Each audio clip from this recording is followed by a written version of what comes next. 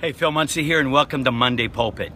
The last few times we've been together, I've been talking to you about a list of 10 things that I believe have had the most impact upon my 43 years in the ministry. And here's one of them: believing the best in and for people. This is a great paradigm to embrace. Just to live a life that, we see people doing bad things, people do bad things to us, and it's really easy to get drawn into just a lot of emotional energy being drained by what people do and what they say. And it's really a liberating thing to go with this. You know what? I'm going to believe the best in that person. And I'm going to believe the best for that person.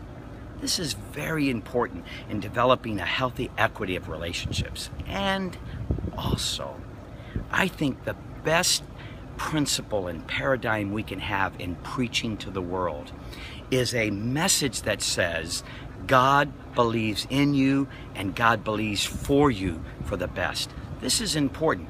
Now, I've watched Joel touch a lot of people. Quite frankly, as John Hagee said, he doesn't know of anyone that's reaching more people, secular people, than Joel. And the message of Joel is that God loves you, he believes in you, and has the best for you. Well, sometimes with some of us, we think, well, what about the sin factor? Aren't we supposed to be preaching against sin?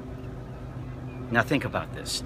What does the word sin mean? The word sin means to miss the mark. All have come short and missed the mark of the glory of God.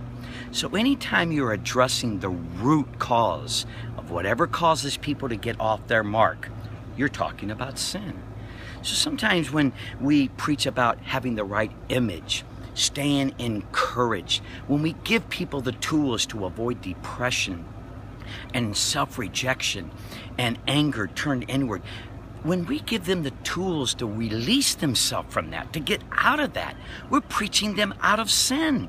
Because essentially, these roots will lead them to do things that will hurt them and hurt the glory of God.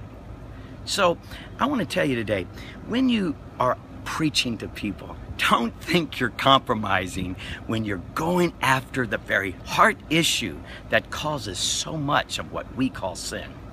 Let's help people believe in themselves. Let's help people believe that God has the best for them. In doing that, you will open your world up to the world that is ready to receive what you have. And one last thing. If you're going to tell me you believe in me, it's a lot more believable if it's coming from someone that believes in themselves.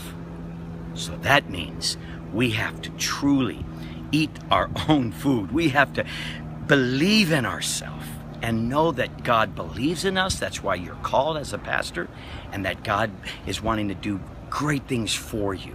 If you embrace that for yourself, then it will overflow as you give people.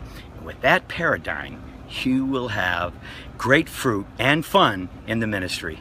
I can't wait to see you next week. God bless you.